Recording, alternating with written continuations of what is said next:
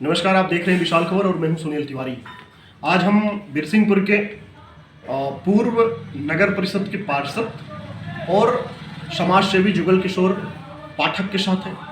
आप क्षेत्र में पप्पू पाठक के नाम से जाने जाते हैं। लगातार कई बार आप विवादित हो जाते हैं अपने अच्छे कामों के लिए। कई बार अच्छे काम करते हैं पर लोग कहते हैं बुरे काम कर रहे हैं, दादागिरी कर रहे हैं। कई सारे मामले होते हैं और उन पर आज गंभीरता से चर्चा करेंगे। कई बार आप कई मुद्दों के लिए लड़ते हैं और वो लड़ाई अंतिम छोर तक जाती है। विरोधियों का काम है विरोध करना और हमारा भी प्रश्न है प्रश्न करना। तीखे सवाल हमारे रहेंगे और निश्चित तौर पे पूछेंगे। पहले तो आपका स्वागत है पाठक जी। जी, आपका बहुत बहुत धन्यवाद। मैं आपसे सीधा प्रश्न करूंगा जी, आप कितने साल नगर परिषद में राजनीति की? मैं 10 साल 5 साल में और 5 साल मेरी पत्नी, 10 साल हम नगर परिषद में पार्षद रहे। चुनाव जब आते हैं लगातार चर्चा का विषय होता है कि जब चुनाव आता है तो एक बड़ी आपका वोट मांगने की रैली रहती है। चुनाव में वोट भी मिलती है, मुझे लगता है कई बार कई दिग्गजों से ज़्यादा वोटें मिल जाती हैं। जीते भी, चूंकि 10 साल आप रहे तो कहीं ना कहीं जनता के दम पे। पर आरोप लगते हैं कि जुगल पाठक जो है तो दादागिरी के दम पे वोट मांगते हैं।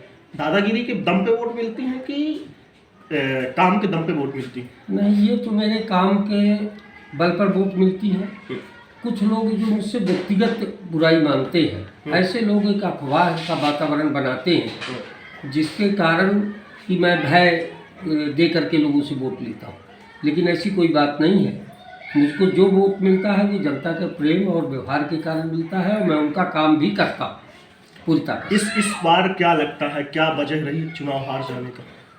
चुनाव हार जाने का वजह एक तो पूर्व पार्षद, पूर्व विधायक मेरे पीछे लगे हुए थे, सुरेंद्र सिंह जी गहलवार, और निर्दलीय था मैं। इसके बाद भी मुझको जनता ने अच्छी तरह से वोट दिया है और सम्मानजनक वोट मैंने पाया है। जबकि बीजेपी से जो कैंडिडेट थे, मेरे कारण बीजेपी करीब 8, 6, 5 और 4 वार्डों में लगातार हार रही है। और इसके पहले इन वार्डों में बीजेपी का कब्जा होता था जब मैं बीजेपी में रहता था। लेकिन आज बीजेपी की स्थिति इन वार्डों में कमज़ोर है। जुगल पाठक कट्टर हिंदुत्व की बात करते हैं, कई बार मजबूत हिंदुत्व की बात करते हैं, लेकिन कहते हैं कि क्षेत्र में दबदबा भी कहें और व्यवहार भी इतना कहें कि आपको मुस्लिम वोट भी पर्याप्त मात्रा में मिलती है। क्या सच्चाई है इसकी? सच्चाई ये है कि मैं लड़ाई सत्यता की लड़ता हूँ। अगर कोई मुस्लिम भी सही रास्ते पर है तो मैं उसका भी पक्षधर हूँ, और हिंदू है तो हिंदू का पक्षधर हूँ। हिंदू तो मैं ही हूँ, पैदाइशी हिंदू हूँ। ये दल बदल क्यों? कभी कांग्रेस में रहना, कभी भाजपा में रहना, कभी बजरंग दल विश्व हिंदू परिषद में रहना, फिर उन्हीं का विरोध भी करना। तो कांग्रेस में आ जाना तो फिर विश्व हिंदू परिषद और बजरंग दल का विरोध करना, भाजपा में आ जाना तो कांग्रेस का विरोध। ये क्यों, ऐसा क्यों? आज के जो सांसद विधायक हैं उनकी जितनी ज़्यादा जो लोग चापलूसी कर सकते हैं, ऐसे लोगों को महत्व दिया जाता है। क्योंकि मैं चापलूसी कम कर पाता हूँ और मेरी चापलूसी पसंद आदत नहीं है। मैं न्याय की बात करता हूँ, काम की बात करता हूँ, और अगर उनके साथ मैंने काम किया है तो जनता के काम कराने के लिए मैं उनसे पूरी दृढ़ता से लड़ता हूँ। ऐसी स्थिति में मेरा इन नेताओं से नहीं पड़ता, जिसके कारण मुझको कहीं ना कहीं अलग थलग होना पड़ता है। मतलब ये मानते हैं आप कि मैंने जो राजनेता हैं यहाँ नेतागिरी कर रहे हैं, चाहे सांसद जो भी, चाहे विधायक जो भी आप नाम ले रहे हैं, उन्हें न्याय नहीं कर रहे हैं, मैंने ऐसी राजनीति करते हैं कि फिर आपको बगावत करना पड़ता? बिल्कुल न्याय नहीं कर रहे हैं। यहाँ 90% नेताओं का हाथ है, चाहे वो ज़मीन के मामले हों, चाहे वो धर्मशाला के मामले हों, उन लोगों का हाथ है। यहाँ शंकर जी के गेटों में कब्जा है, कई जगह कब्जे हैं जिनमें राजनेताओं का हाथ है, और वो पूरी तरह खुलकर उनकी मदद करते हैं और यहाँ अतिक्रमण करा कर रखते हैं। आपने धर्मशालाओं का नाम लिया, निश्चित तौर पे चर्चा का विषय है। बहुत सारे धर्मशाला हैं, आप उसके लिए शायद लड़ाई लड़ रहे हैं। क्या है धर्मशालाओं की कहानी? कितने धर्मशाला हैं, उसके लिए क्या लड़ाई लड़ रहे हैं? अभी तक आप किस रिजल्ट तक पहुँचे और किस रिजल्ट तक पहुँचने का प्लान भी है? 4 धर्मशाला है। एक अग्रवाल धर्मशाला है, एक मोतीलाल अग्रवाल धर्मशाला है जो यहाँ पर है चुमकाई दास मंदिर के पास।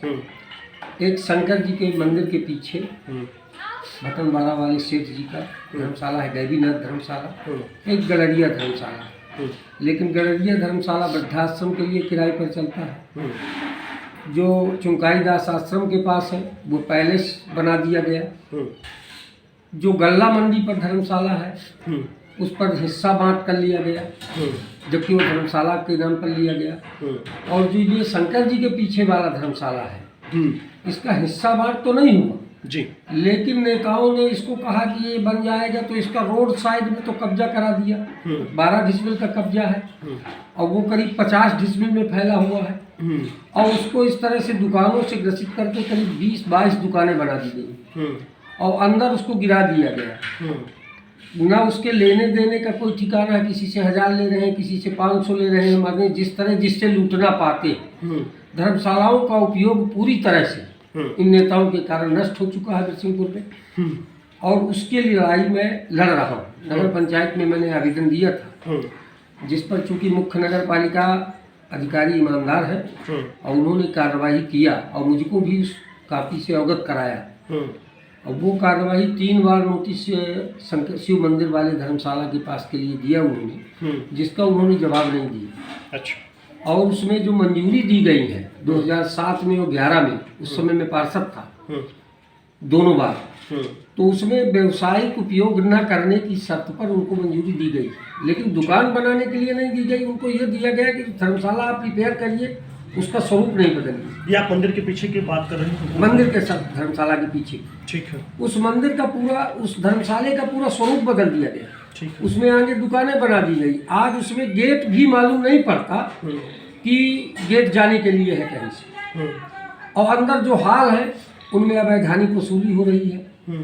जो व्यवस्थापक है और 40 लाख रुपया इन दुकानों का पुरुषोत्तम अग्रवाल सतना में बैठे हैं जो मेडिकल स्टोर किए हैं, उनसे मेरी बात भी हुई। अच्छा। वो पगड़ी के नाम पर लिए हैं। अच्छा। लोगों को नोटिस देते हैं, अब कहते हैं कि हम उसको शंकर जी को सौंप दिए हैं। भाई जब आपने शंकर जी को सौंप दिया तो फिर वसूली क्यों? तो वसूली क्यों? बिल्कुल। आप ये तो नगर पंचायत को सौंपिए या कलेक्टर को सौंप दीजिए, उसकी व्यवस्था करें, उस धर्मशाला के लोगों के हित में काम में आए। लेकिन दुकानों का संचालन पूरी तरह से चल रहा है और दुकानों के संचालन के कारण उस धर्मशाला में अस्त व्यस्त स्थिति, बिना पैसे के कोई उसमें भी जा नहीं पाता।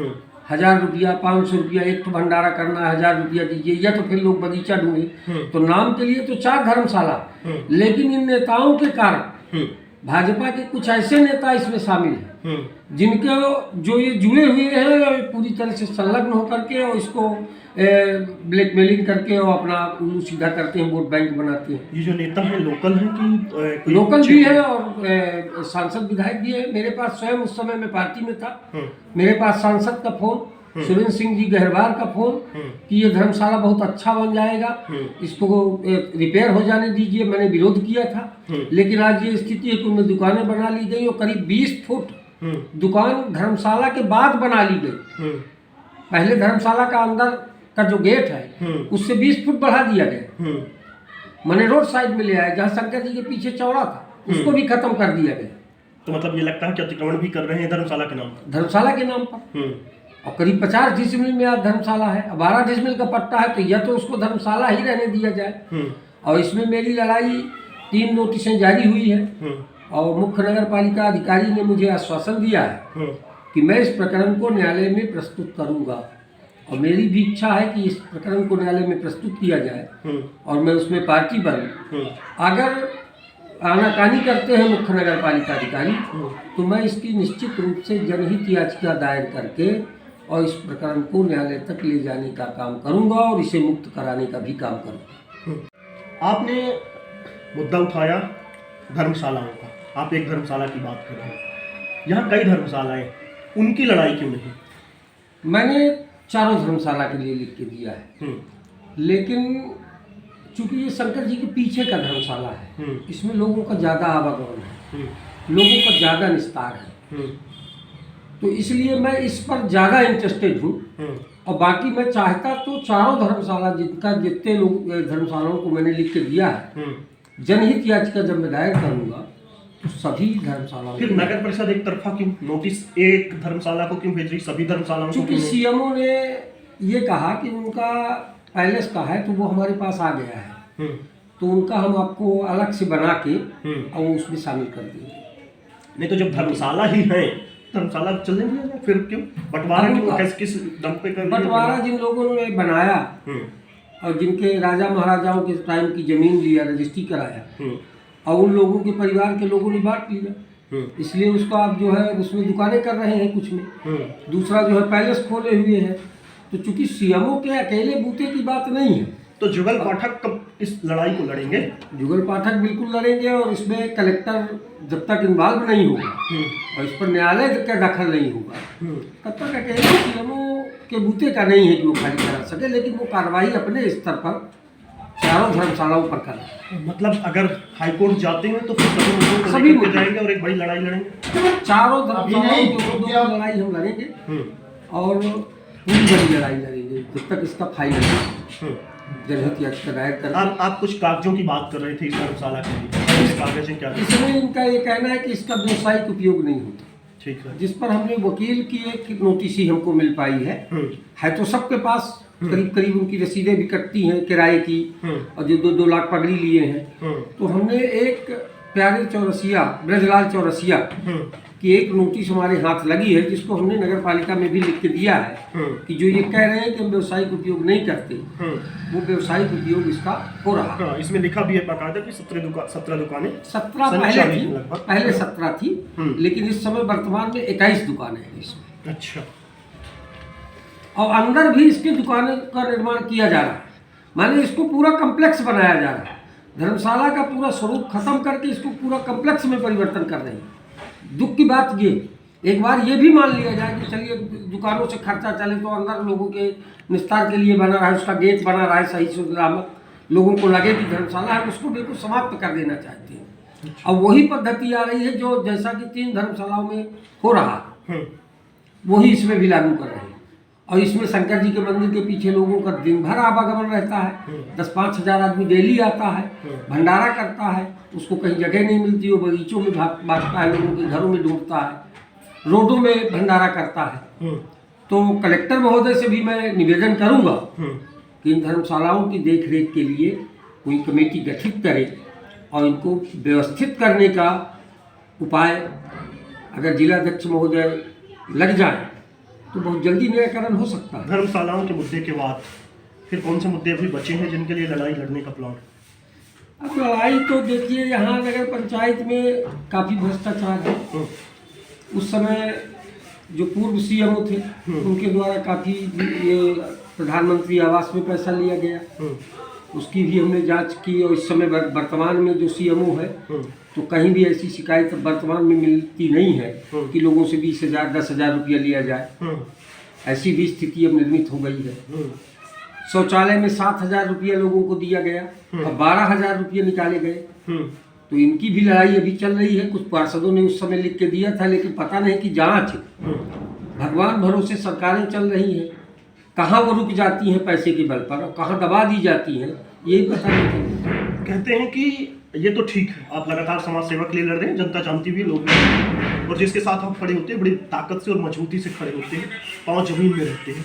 लेकिन एक चर्चा का बड़ा विषय है, एक चर्चा का विषय ये है कि आपके पिताजी एडवोकेट हैं और मजबूत एडवोकेट हैं, लगातार कई वर्षों से आप पर आरोप लगे कि सरकारी जमीनों पर कब्जा करने का, मुख्य रोड से नेशनल हाईवे, स्टेट हाईवे 52 में, वो क्या मुद्दा रहा है? कब्जा है कि जबरदस्ती का है, दादागिरी है, कि वास्तव में वो जमीन आपकी है, और कब से क्या कहानी उसकी? देखिए, उसका हमको आवंटन हुआ था। अब वो आवंटन के आधार पर हमने मंजूरी के लिए आवेदन दिया था, जिसकी हमको नगर पालिका से स्वीकृत भी मिली। लेकिन यहाँ के भाजपा के कुछ नेता, जैसे सुरेंद्र सिंह जी गहरवार हो गए, भाजपा के कुछ और स्थानीय नेता, ये मिल करके हमको कहीं न कहीं नीचा दिखाने के लिए इसको न्यायालय भी ले गए। न्यायालय से भी हमको बेदखल न करने का आदेश पारित हुआ। जहाँ तक वन विभाग के डिपो की जमीन की बात है, वन विभाग मात्र 67 डिसमिल पर काबिज है, लेकिन वो 81 डिसमिल पर वर्तमान समय में काबिज है। और उसने अभी हमारी 4 फुट जमीन और दबा लिया, लेकिन इसके बाद भी हम कहीं कोई सरकारी जमीन पर नहीं है, हम अपनी जमीन पर हैं। और वो जमीन पूर्व हमको आवंटन पर मिली हुई है और उसी आधार पर हमने मंजूरी ली। कहाँ चल रही है अभी वो लड़ाई? लड़ाई कहीं नहीं चल रही, लड़ाई हम सब जगह की जीत चुके। दो तीन बार 248 चला, वो हम सब जीत चुके हैं। और ज़बरदस्ती जब हम काम लगाते हैं तो कलेक्टर के ऊपर दबाव बना के नेता, कहीं किसी के ऊपर दबाव बना के अवैधानिक रूप से बिना डेट का वो दिला देंगे, स्टे दिला देंगे, तो काम रुक जाता है। लेकिन वैधानिक लड़ाई में कहीं भी गवर्नमेंट हमसे जीती नहीं। कब तक बिल्डिंग बनाने का प्लान है फिर? बिल्डिंग तो अब बनाएंगे जल्द ही। कई बार ऐसा नहीं लगता कि समाज सेवा ठीक है, आप कर रहे हैं, समाज सेवा करते करते ऐसी समाज सेवा किस काम की कि फिर लड़ाई कर लेना, मुकदमा लगवा लेना अपने ऊपर किसी दूसरे के लिए, हित के लिए। अब मुकदमा लग जाए तो क्या किया जा सकता है? हम जानबूझ के तो मुकदमा लगवाते नहीं, लेकिन अगर कोई हमारे पीछे पड़ेगा या हमारे व्यक्ति के पीछे पड़ेगा तो हमको उसका मजबूती से साथ तो देना पड़ेगा। और यहाँ थाना पुलिस में भी दलाली चलती है, तो आधे आध थाना पुलिस तहसील यहाँ की कानूगो पटवारी 90% यहाँ भ्रष्टाचारी जो जिसको जहाँ कहीं जगह नहीं मिलती उसको बिरसिंहपुर भेज देते हैं कि जाओ लूटो खाओ। तो यहाँ आके और चारागाह बनाए हैं, किसी की ज़मीन किसी के नाम लिख रहे हैं, किसी की ज़मीन नाप में किसी के नाम फंसा रहे हैं। ये स्थिति यहाँ चल रही है। बिरसिंहपुर में बहुत से लोग अपने आप को समाज सेवी कहते हैं और नेतागिरी भी करते हैं। मैं कई लोगों को जो कि व्यक्तिगत भी जानता हूँ, कल रहा हूँ, पर केवल जुगल पाठक ही इतनी दबंगई और दिलेरी से क्यों बोलते हैं? देखिए, अपना अपना है उनका, खुद वो ज़मीनों के व्यवसाय में घुसी हुई है और ज़मीन वो खरीदते हैं, लोगों को 5 लाख का चेक देते हैं और पता चला कि बैंक में पैसा नहीं है लेकिन उसको फंसा लिए, उसकी ज़मीन वो स्वयं हड़पते हैं। ऐसा कम से कम 50 लोग इस समय वर्तमान समय में बिरसिंहपुर में ज़मीन की खरीदी और बेची करते हैं और पैसा वो पाते नहीं, उसकी ज़मीन भी साले की चली जाती है और पैसा भी नहीं पाता। तो मान लिया जाए ये कि जो भी विरोधी हैं आपके, तो ये मान लिया जाए कि ये जो कड़वा सच चाहे बोले या जहर बोले, जो भी बोले, तो ये जहर बोलने के कारण ही आपका कोई साथी मेरा नहीं है? विरोध केवल न दबने के कारण, मैं अगर उनकी दबूं, उनके जी हजूरी में जी हजूरी मिला दूं, नेताओं के जी हजूरी मिला दूं, तो निश्चित तौर पर ये मेरे विरोध नहीं करेंगे और जनता मेरा विरोध नहीं करती। जनता मेरे साथ है, पब्लिक। मैं किसी भी वार्ड में खड़ा हो जाऊं तो मेरी ऐसी स्थिति नहीं है कि मेरे पास वोट नहीं है, जनमत नहीं है, 100-200 लोग हैं मेरे साथ, जितनी देर चाहूँ जिस वार्ड में वहाँ मैं खड़ा कर सकता हूँ। ये स्थिति तो है मेरे पास। निश्चित तौर पे बिल्कुल। क्या कहेंगे क्षेत्र के लिए और आने वाले कल के लिए क्या प्लान है आगे का और क्या करना? अब आने वाले प्लान में हम तो ये चाहते हैं कि भाजपा की सरकार जो है जितना जल्दी हो उसका खात्मा हो जाए। महंगाई, बेरोजगारी, जितने सरकारी संस्थाएं हैं वो बिक्री हो रही हैं। ये तो आप कांग्रेस नेता होने के कारण कहें? नहीं, मैं कांग्रेस का नेता नहीं हूँ, वर्तमान में मैं भी किसी पार्टी की सदस्यता नहीं ली। कांग्रेस के दायित्ववान कार्यकर्ता रह चुके हैं आप? मैं कभी था रामचंद्र वाजपेयी के टाइम में, लेकिन मैं बाद में रामचंद्र वाजपेयी जी के निधन के बाद मैं बीजेपी का कार्यकर्ता जरूर बना हूँ, लेकिन अभी मैं कांग्रेस की कोई सदस्यता नहीं लिए। लेकिन जो सही है वो मेरी बोलने की आदत है। निश्चित तौर पे आपका कहना है कि जनता मेरे साथ है, लोग मेरे साथ है, ये सच भी है। जो जितना सच बोलेगा उसके उतने विरोधी होंगे, उसके उतने दुश्मन होंगे। लेकिन जुगल कहते हैं, पाठक जी कहते हैं कि मैं सच से समझौता नहीं कर सकता। आपने देखा कितनी बेबाकी से आपने हर प्रश्नों का जवाब दिया। हमने इन पर भी लगे आरोपों और प्रत्यारोपों का भी जवाब चाहा और उनने हर प्रश्नों को बड़े मजबूती से जवाब दिया। निश्चित तौर पे आपसे ऐसी आशा भी थी, इंटरव्यू के पहले भी आपसे यही आशा थी और आप समाज के लिए लड़ते हैं, हमेशा लड़ते रहते हैं। लेकिन लड़ाई मुझे लगता है कि ऐसी भी ना होनी चाहिए कि फिर कानून को हाथ में लेना पड़े, पर आप कहते हैं कि कानून को भी हाथ में लेना पड़ेगा अगर सत्य के लिए, तो मैं लूँगा। बहुत बहुत धन्यवाद।